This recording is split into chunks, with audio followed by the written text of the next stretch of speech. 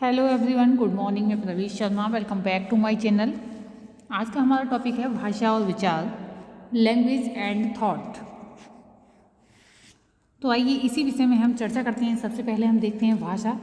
वैसे तो भाषा के विषय में हम बहुत कुछ जान चुके हैं, लेकिन फिर भी संक्षेप में प्रकाश डालना आवश्यक हो जाता है। तो भाषा क्या है, इस पर विभिन्न विद्वानों ने अपने अपने विचार एवं मत अलग अलग तरीके से व्यक्त किए हैं। साधारणतः भाषा शब्द का प्रयोग विचारों अथवा भावों की अभिव्यक्ति के लिए प्रयुक्त होता है।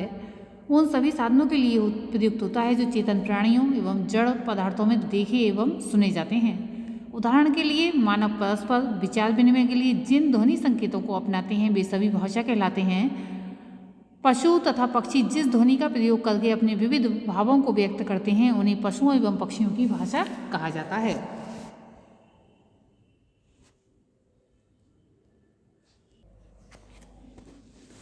भाषा विचारों को अभिव्यक्त करने का मानव द्वारा निर्मित साधन है। यह कोई आनुवांशिक क्रिया नहीं है।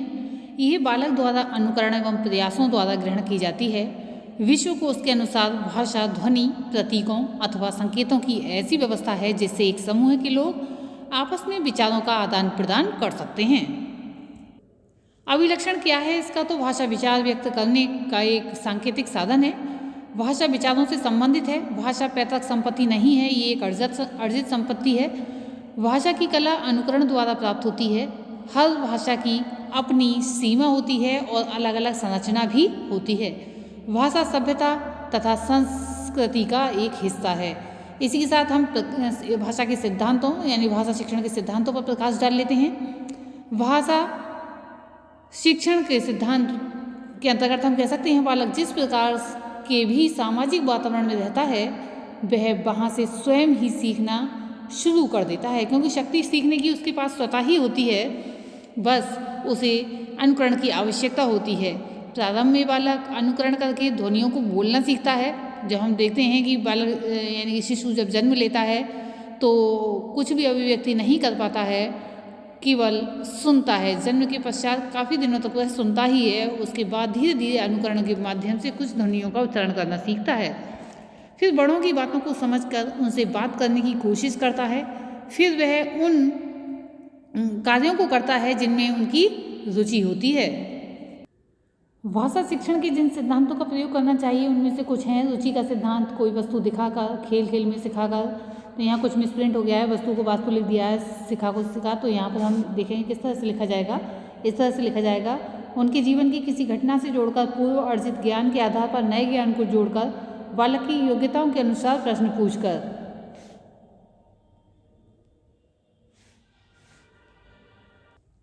तो यहाँ हम देख रहे हैं क्रिया का सिद्धांत।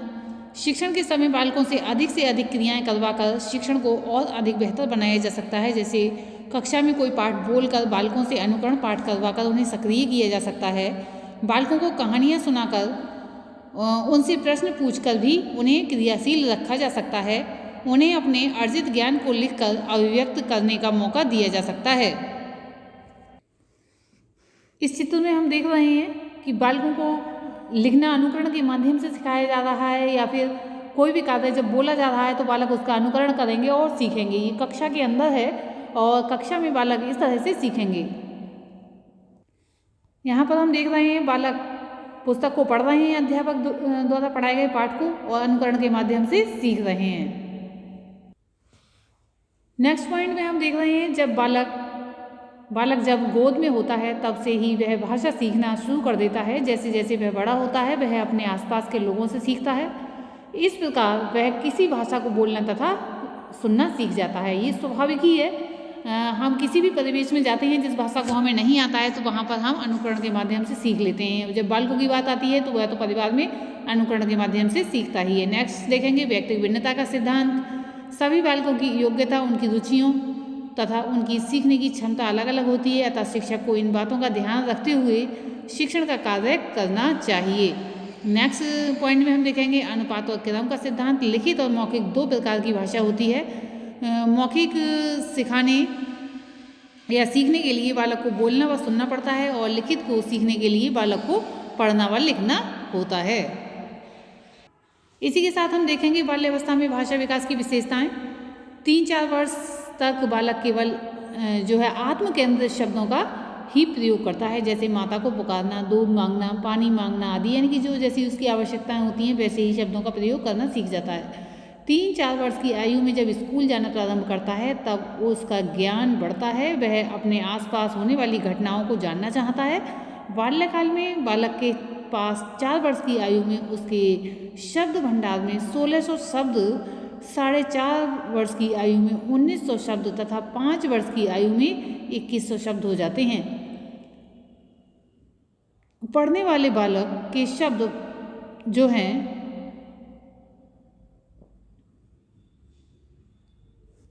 कहें 6ठी क्लास में पढ़ने वाले बालक के शब्द भंडार में 50,000 तथा 10वीं क्लास में पढ़ने वाले बालक के शब्द भंडार में 80,000 शब्द हो जाते हैं।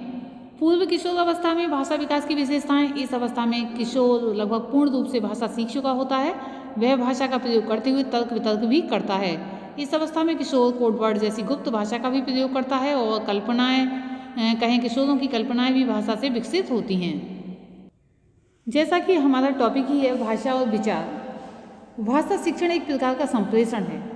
संप्रेषण का अर्थ है किसी विचार या संदेश को एक स्थान से दूसरे स्थान पर प्रेषित करने वाले द्वारा भेजना तथा प्राप्त करने वाले द्वारा प्राप्त करना।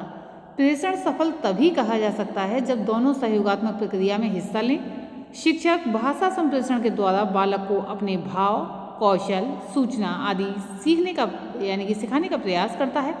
इस प्रक्रिया में शिक्षक और बालक दोनों को उस भाषा का ज्ञान होना अनिवार्य है। बालक अपनी अनुक्रिया विचारों के रूप में व्यक्त करता है। ये विचार शिक्षक द्वारा पूछे गए प्रश्नों के उत्तर के रूप में हो सकते हैं या कोई अन्य रूप भी हो सकता है। संप्रेषण जो है काम आने वाले बाधक तत्वों को दूर करके शिक्षक बालक के विचारों को जो है और अधिक प्रभावशाली बना सकता है। विचारों के प्रकार कौन कौन से होते हैं हम देखेंगे। सबसे पहले हम देख रहे हैं शाब्दिक विचार। यहाँ पर ये शाब्दिक लिखा हुआ है।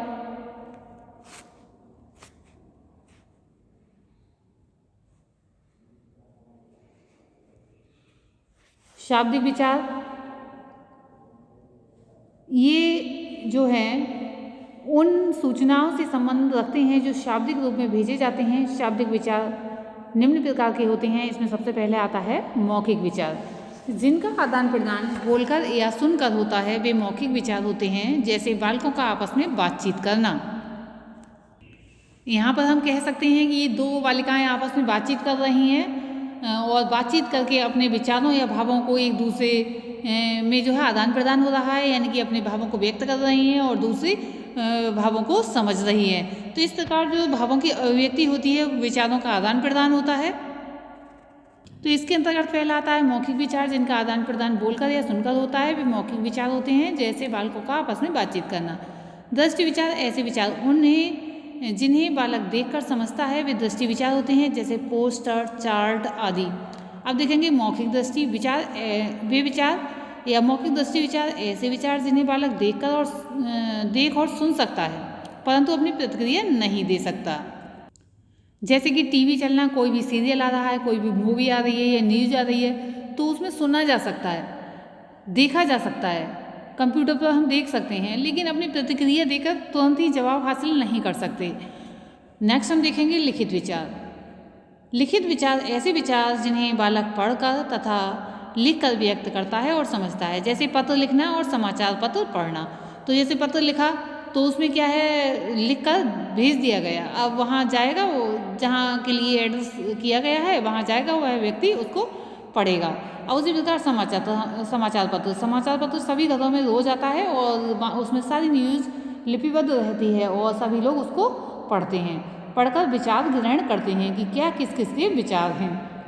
नेक्स्ट हम देख रहे हैं अशाब्दिक भाषा।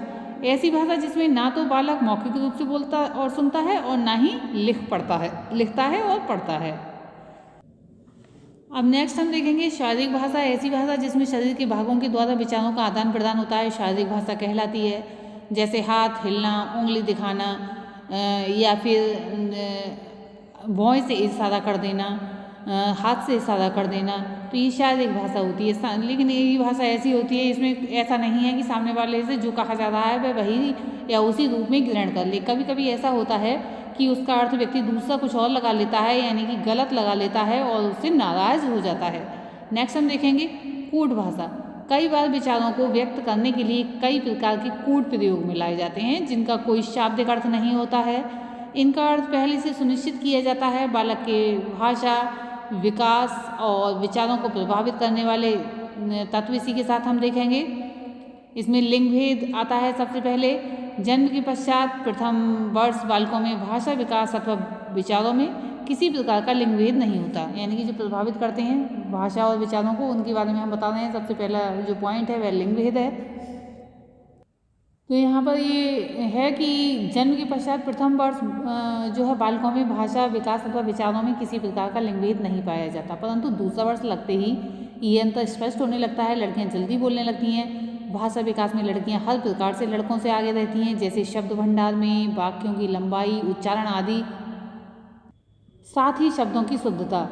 काफ़ी बड़ी अवस्था तक लड़कियां लड़कों से श्रेष्ठ बनी रहती हैं, परंतु पूर्ण विकास की अवस्था तक अक्सर लड़के लड़कियों से आगे निकल जाते हैं। ऐसा सामान्यतः देखा जाता है।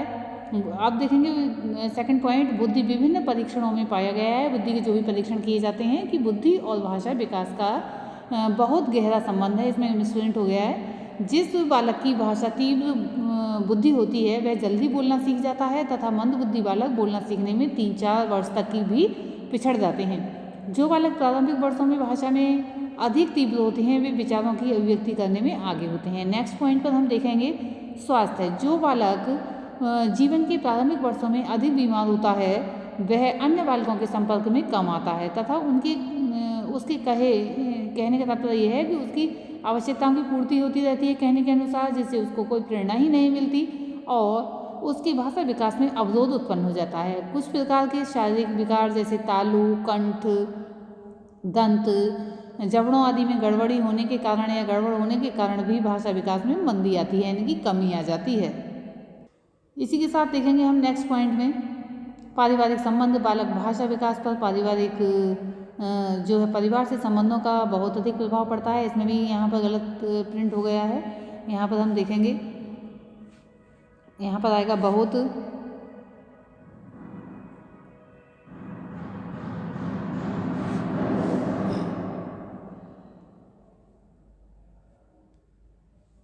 प्रभाव पड़ता है, जैसे वह अत्यंत महत्वपूर्ण है कि माता पिता बालक के साथ कैसा व्यवहार कर रहे हैं।